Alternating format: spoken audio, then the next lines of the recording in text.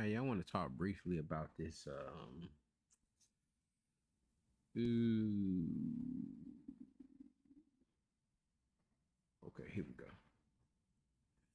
I want to talk about this post that I seen here earlier, man, a couple days ago, really.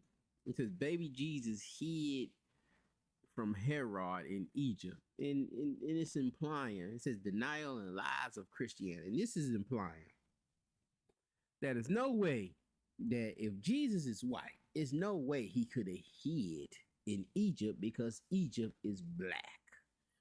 All right. And so we can pull a methodology from that because we got to pull Egypt is black, right? Egypt is black.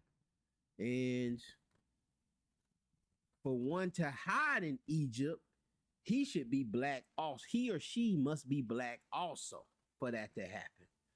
Or it's impossible for that person to hide. Okay.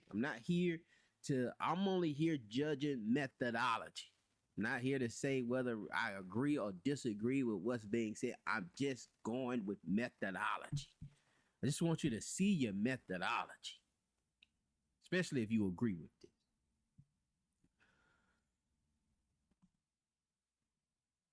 Oh, no. Let me see if I can go back here. You can see here, I've commented on there. And matter of fact, it was yesterday. And I was talked about Hadad, who found favor in the sight of Pharaoh. All right, and Hadad was an Edomite. 1 Kings 11:17. Hadad, still only a boy, fled to Egypt with some Edomite officials who had served his father. He fled into Egypt to hide, to be kept, to be guarded. And drop down a couple of verses, you see that he found it a great favor in the sight of Pharaoh. Now, if one is saying, if we're putting this methodology in here and saying that Hadad, an Edomite, fled into Egypt to hide and to be safe from Solomon and from David, he would have to be a black person because there's no way he can hide in Egypt being a white person. And so that same methodology would apply. And you couldn't say that the Edomites were white,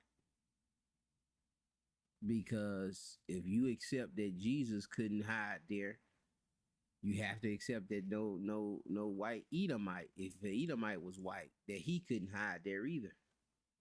But the text clearly states that is the case. Let's get a little more context here. Let's look at 1 Kings. We see it 11 verse 14. It says God raises adversaries. The Lord stirred up an adversary unto Solomon, Hadad the Edomite. He was of the king's seed in Edom. Okay, he's from a royal bloodline in Edom. For it came to pass when David was in Edom, and Joab, the captain of the host, was going up to bury the slain, after he had smitten every male in Edom.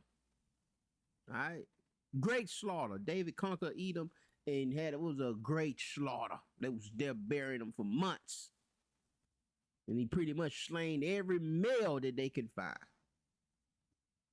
Oh, here we go. For 6 months did Joab remain there with all Israel until he had cut off every male in Edom. Say it again. All right. Verse 17. That Hadad fled, he and certain Edomites of his father's servants with him, to go into Egypt. Hadad being yet a little child. Okay, so some of his servants, some of the Edomites, because they knew that Hadad was of that royal lineage, a couple of officials that were under the king, Edomites also fled into Egypt.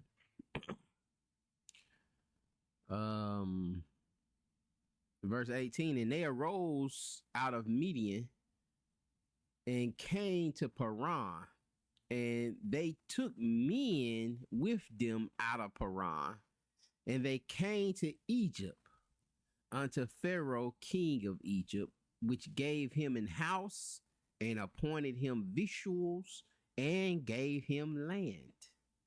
And Hadad found great favor in the sight of Pharaoh, so that he gave him a wife, the sister of his own wife, the sister of Taphanes, the queen. And the sister of Taphanes bare him Genubath, his son, whom Taphanes weaned in Pharaoh's house. And Genubath was in Pharaoh's household among the sons of the Pharaohs.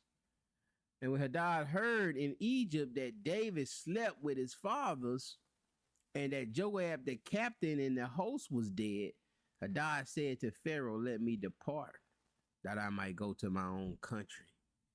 All right, so once David died and Joab the captain died, Hadad done got strengthened up. He done, his son was raised in the house of the Pharaohs. He had a wife that was inside of the royal courts. He gotten his strength back. He's older now. Let me go back to my country. I'm royal lineage. Let me go back and take care of and become ruler and do what I need to do in Edom to get us back. All right, but this adversary was stirred up. The Lord stirred up that adversary, Hadad the Edomite, for Solomon. Why? Because Solomon loves strange women. All right.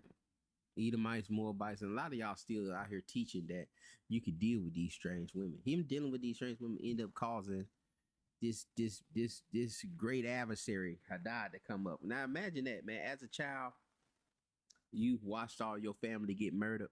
You watch all your uncles and brothers get slaughtered, and you flee away with the last of the remaining males to Egypt. And you hide out in Egypt till David, the great conqueror, is dead.